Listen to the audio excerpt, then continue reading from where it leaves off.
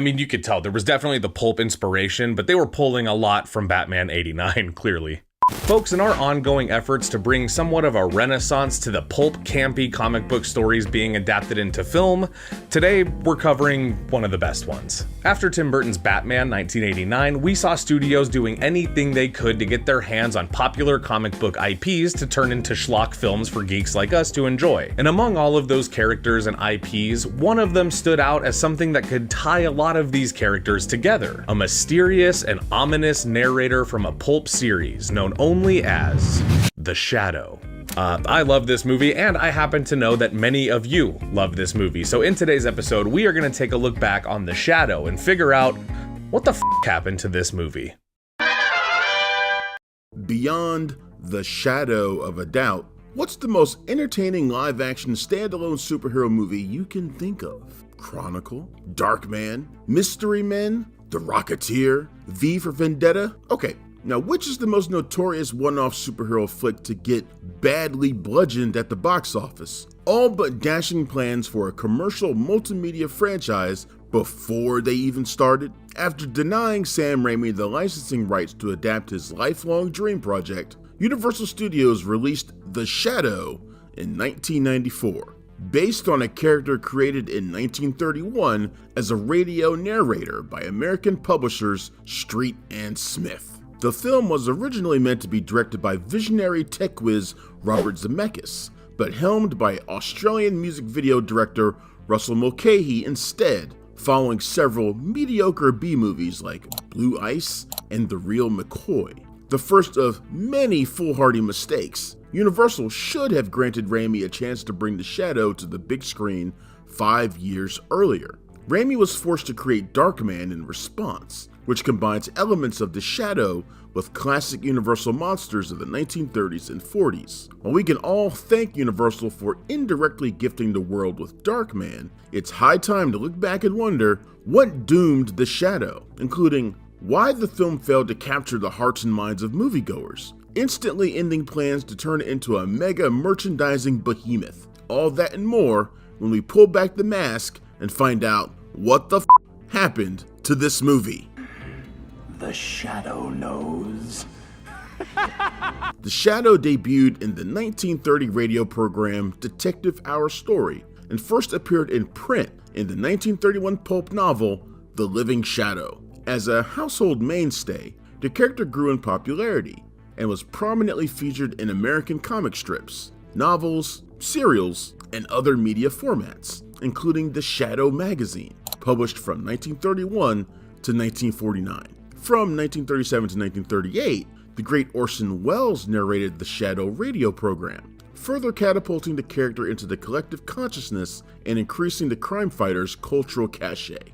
As for the 1994 big screen adaptation, long-proven film producer Martin Bregman purchased the rights to The Shadow in 1982. While Universal denied Sam Raimi the chance to direct the adaptation, Robert Zemeckis was attached to the project through the 1980s, while he was making such landmark studio hits as the Back to the Future trilogy. Despite denying Raimi the rights, Universal allowed him to write a treatment for Darkman in 1987, a composite superhero bearing the Shadow's guilt-ridden origins, which he went and made for the studio and released in 1990. Describing the Shadow, Bregman stated, quote, "Batman, Spider-Man, they all followed the Shadow. The Shadow really was the prototype. He was the first anti-hero in pop American literature. There's a vestige of evil in him.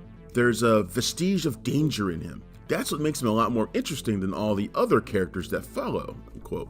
While developing the project, Bregman tapped David Koepp to pen the screenplay following his work on Jurassic Park. Koepp based the story on his childhood experience listening to the Shadow radio show on CBS reruns. With a handful of credits to his name by then, Koepp had just written Death Becomes Her for Zemeckis in 1992, with Universal planning on reteaming the duo for The Shadow. Alas, Zemeckis left the project around 1993. The same year, Koepp's outstanding screenplays for Jurassic Park and Carlito's Way were released as feature film adaptations. Penelope Ann Miller, who plays Margot Lane in The Shadow, also stars in Carlito's Way. While Bregman produced Carlito's Way, arguably Brian De Palma's most underrated movie, He oversaw the silly throwaway thrillers Blue Ice and The Real McCoy in 1992-93. Once Zemeckis left, Bregman hired Russell Mulcahy to direct The Shadow, who made Blue Ice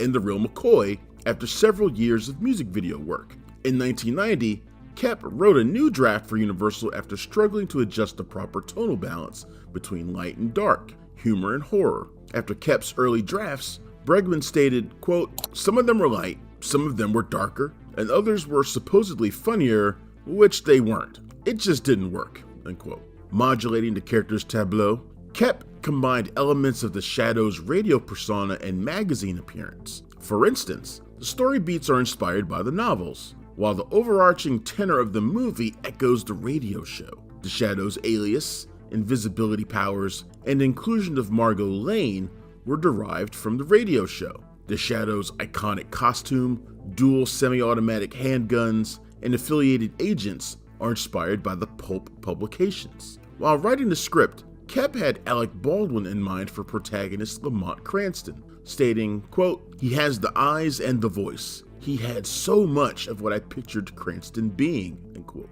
To tailor the script to Baldwin's natural charms and comedic timing, Koepp would sit in rehearsals and take notes to incorporate into the dialogue. Still, Koepp's biggest challenge was to set the Shadow apart from other superheroes by getting to the heart of what makes the character tick. The central query, "Who knows what evil lurks in the hearts of men?" became the dramatic fulcrum on which to tell the Shadow's story. As Lamont looks inward to understand what drives men madly murderous, the story becomes about guilt and atonement, according to Koepp, a personal redemption tale for the masked and fedoraed vigilante skulking the noirish nighttime. Of course, a superhero is only as good as their archenemy, and when it came time to give the Shadow a worthy adversary, Koepp settled on Shawan Khan. According to Koepp, Khan was chosen because, quote, "He was bold and he knew what he was doing. He wanted to conquer the world." That was very simple, maybe a little ambitious, but he knew exactly what he wanted, end quote. Although Chow Yun-fat was considered to play Shawan Khan, Mulcahy cast John Lone for the role. Khan, who appeared in 4 Shadow stories published in the 30s and 40s, is described as the last descendant of the barbarous Mongolian marauder Genghis Khan, steeping the mythological lore in rooted history. However, in 2003, DNA tests proved that roughly 8% of Mongolia's male population descended from Genghis Khan, meaning despite being fictional, Shawan Khan was far from the last remaining relative. Speaking of inauthenticity, The Shadow was filmed in Los Angeles, despite taking place in New York City, where the character originates. Bolstered by a $25 million budget that swelled to $40 million, principal photography lasted 60 days between September 27, 1993 and January 28, 1994, with a minor film unit performing on location throughout Southern California. For example, the interiors of the Monolith Hotel were filmed inside the Pantages Theater on Hollywood Boulevard. The Cobalt Club that Lamont frequents in the film was modeled after Harlem's famous Cotton Club and erected on a soundstage, with the Art Deco production design created by Terminator 2's Joseph Nemec and Batman's costume designer Bob Ringwood. One of the coolest aspects of The Shadow is how Mulcahy mixes practical and CGI effects to create a vivid and vibrant visual experience. Mulcahy hired Brian De Palma's longtime cinematographer Stephen H. Burham as director of photography.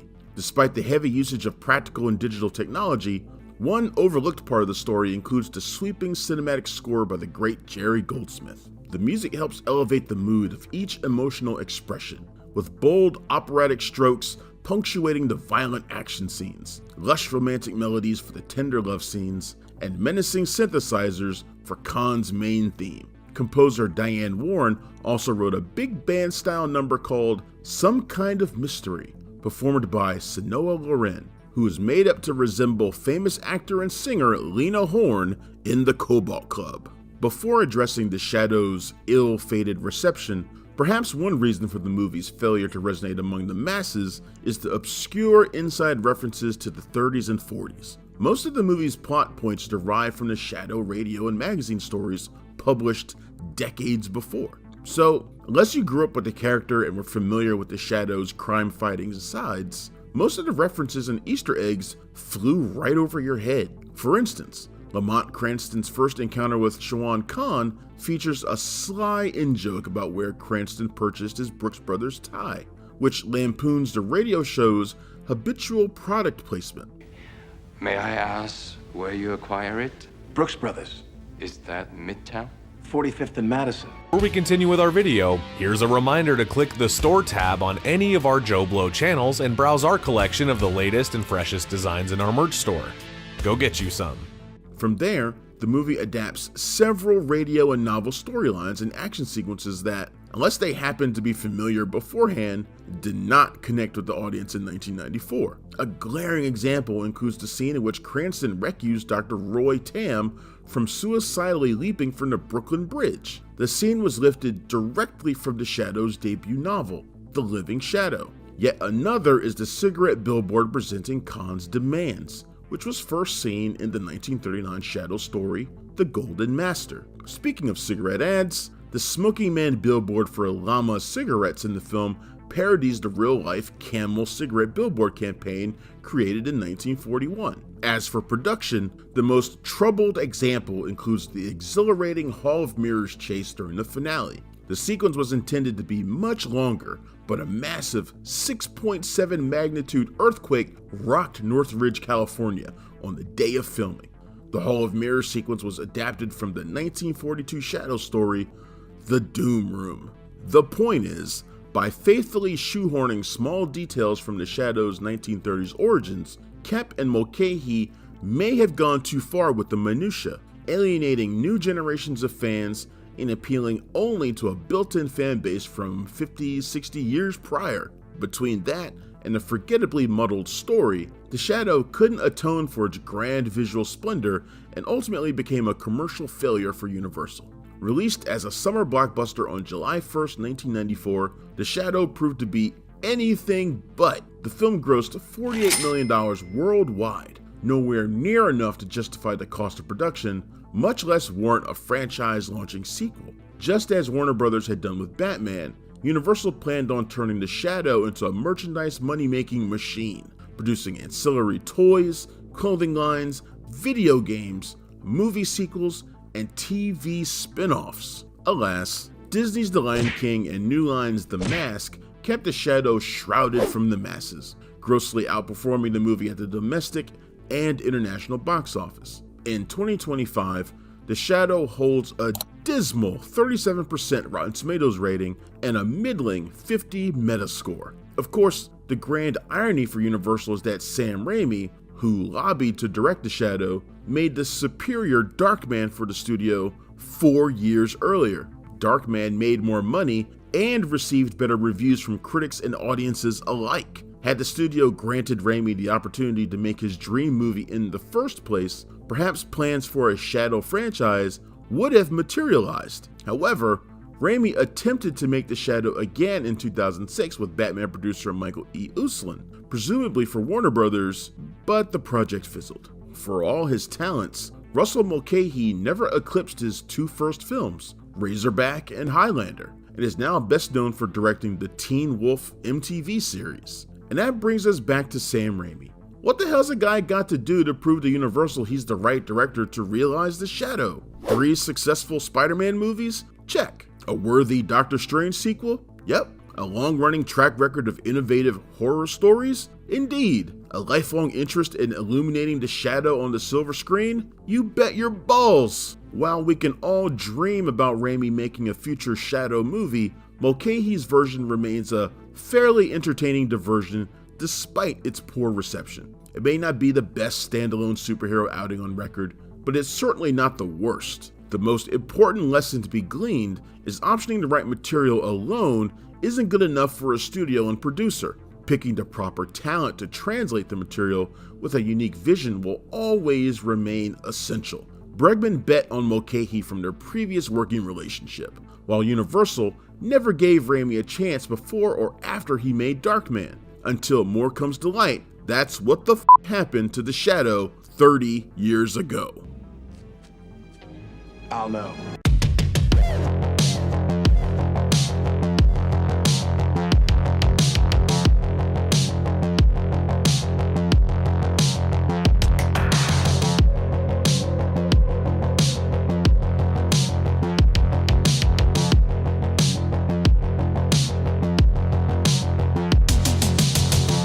Thank you for clicking on our video, everybody. If you like what you saw here, please make sure you like the video and subscribe and share with your friends who like this sort of content. JoBlo was created by movie fans for movie fans, and we appreciate your support.